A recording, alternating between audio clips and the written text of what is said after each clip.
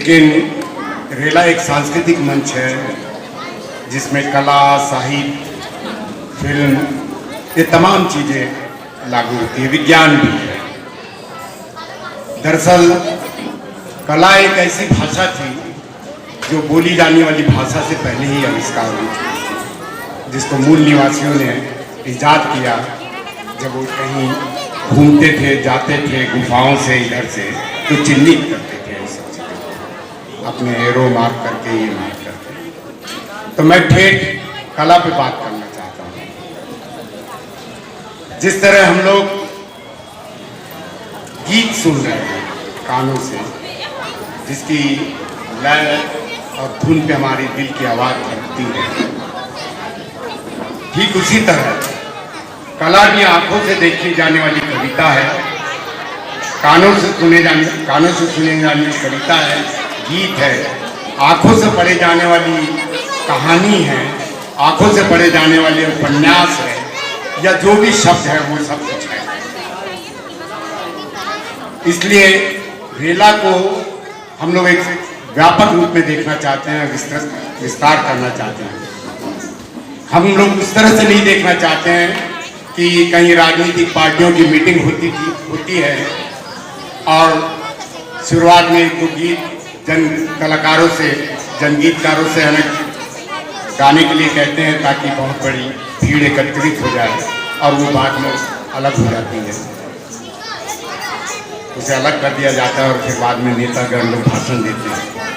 लेकिन रेला समाविष्ट करना चाहता है, इस परंपरा को तोड़ना चाहता है। हम जब पेंटिंग बनाते हैं, जो भी कलाकार पेंटिंग बनाता है, बहुत सारे रंग बनते हैं, बहुत सारे रंगों को मिश्रण से एक कलाकृति बनती है। शायद हो सकता है कि किसी कलाकृति में एक बड़ी कहानी भी नजर आ जाए, हो सकता है किसी को उपन्यास नजर आ जाए पूरा पढ़ने में, हो सकता है किसी को एक बड़ी जनगीत नजर आ जाए, सुनने को मिल जाए पेंटिंग्स में। और इसी तरह कविता पोस्टर भी यहाँ पर है। यहाँ पर हमारे सामने एक लंबा कैनवास बना हुआ है, वो हमारी युवा साथी सारिका ने बनाया है, बहुत सुंदर है। हम देख रहे हैं कि जिस तरह रंग बहुत सारे खूबसूरती के साथ खिलते हैं, उसको बेरंग करने का काम इस समाज के तथाकथित राजनीतिक पार्टियां करती हैं, चाहे वो भारतीय जनता पार्टी हो या आरएसएस हो। वो अच्छे रंगों को है ना बदरंग में बदल देती है, यानी खराब रंगों में बदल देती है। तब ऐसी स्थितियां हैं। हमारे एक साथी ने बहुत अच्छी बात कही थी एक वक्त में कि गोरी कैसे संस्कृति कर्मियों से डरता है, और जब भी संस्कृति कर्मियों की बात होती तो जेब में हाथ डालता है। ठीक उसी तरह जब इराक पे युद्ध हुआ और इराक के युद्ध के बाद में, क्योंकि दुनिया का महानतम अजायब घर म्यूजियम इराक में था, उस इराक को नष्ट, उस म्यूजियम को नष्ट कर दिया गया, जिसके बारे में ये कहा जाता था कि सारी दुनिया नष्ट हो जाए लेकिन वो म्यूजियम बच जाए, तो फिर मानव सभ्यता आज जिस समाज में खड़ी है, हम जिस मुकाम पर आके एक दूसरे को बात कर रहे हैं, सब कर रहे हैं, वो उपस्थित है, उसी धरातल पर हम जल्द पहुंच जाएंगे। हमको हजारों वर्ष नहीं लगते। तो उस संदर्भ में शांति का जब प्रस्ताव जिनेवा में हुआ, तो अमेरिका के प्रेसिडेंट निक्सन जब वहाँ जाने लगे, तो प्रवेश द्वार पर हमारे विश्व के महानतम चित्रकार गुर्निका की, पाब्लो पिकासो की एक पेंटिंग लगी थी, गुर्निका, वो लगी थी और वो हिचक गया जाने से इसके सामने से। ये कहने लगे कि मैं इसके सामने से कैसे जाऊंगा। ये महानतम कृति है जो युद्ध के खिलाफ बात करती है, जो शांति की बात करती है। पहले इस पेंटिंग को ढाका जाए तब मैं यहाँ से जाऊंगा। जब वो पेंटिंग को ढाके गए, ढाक दिया गया, तो उन्होंने प्रवेश किया। ठीक इसी तरह रेला भी इस समाज में जो कुछ गर्त में जा रहा है, भाईचारा, महिलाओं के प्रति अपमानजनक बातें हो रही है, पर्यावरण के साथ में खिलवाड़ हो रहा है, वो चाहे शहर में हो, शहर में भी लोग स्थापित हो रहे हैं, और जब स्थापित होते हैं लोग तो अपना चेहरा खो देते हैं, अपनी संस्कृति खो देते हैं। ये सबको मालूम है, ऐसी हालात हम लोग के सामने है। तो मैं छोटी सी, बहुत छोटी सी बात को रख के अपनी बात को समाविष्ट करूँगा। कला बहुत विस्तृत चीज है जिसको गहराई से देखने की गरज है। यहाँ पर एक शिल्प बना हुआ है, उस शिल्प का शीर्षक है अम्बेडकर की चेतना, विकसित होती चेतना।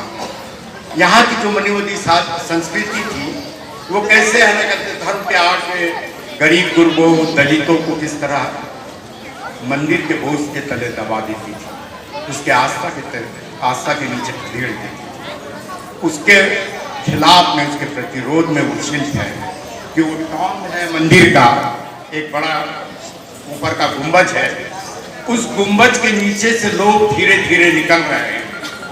ये अम्बेडकर की ताकत थी, अम्बेडकर की चेतना थी, अम्बेडकर की बात थी। एक बात और मैं रखना चाहूंगा, तमाम इस देश के सोशल मीडिया, सामाजिक मीडिया है, सोशल मीडिया है, तो सोशल मीडिया तो पेरियार से लेके अम्बेडकर से लेके तमाम लोगों का जिक्र करती है, तमाम लोगों का जिक्र करती है, लेकिन छत्तीसगढ़ के उस महान संत घासीदास का कहीं जिक्र नहीं। ये टूटन है हम लोगों की विचार के स्तर पर।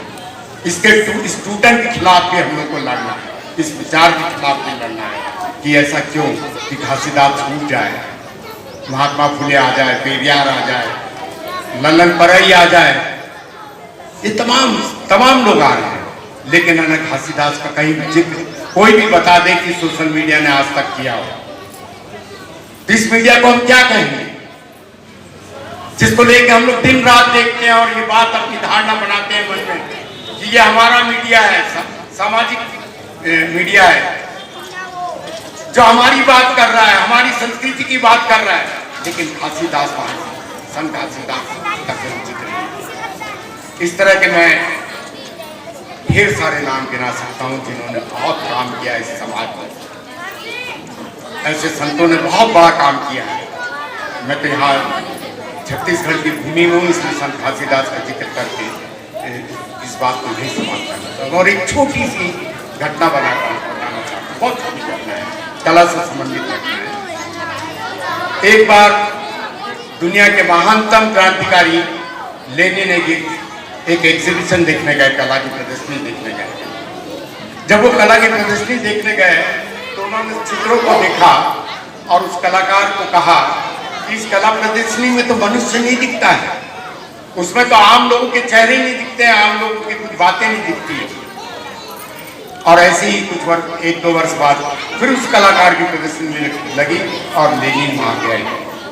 लेनिन ने जब उस प्रदर्शनी को देखने गए तो उस कलाकार ने कहा, कॉमरेड आपने जिस बात को कहा मैंने उस बात को है ना चलते पेंटिंग में दर्ज किया है। और वो बात थी कि उस पूरे पेंटिंग में मनुष्य के भिन्न भिन्न रूपों का दिख रहा था। तब लेनिन ने कहा, यहाँ मनुष्य दिख रहे हैं, मनुष्य के विचार नहीं दिख रहे हैं। हमारी लड़ाई विचारों की है साथियों, विचारों की है। संत घासीदास को भी स्थान देना होगा, और भी जगहों के लोग हैं।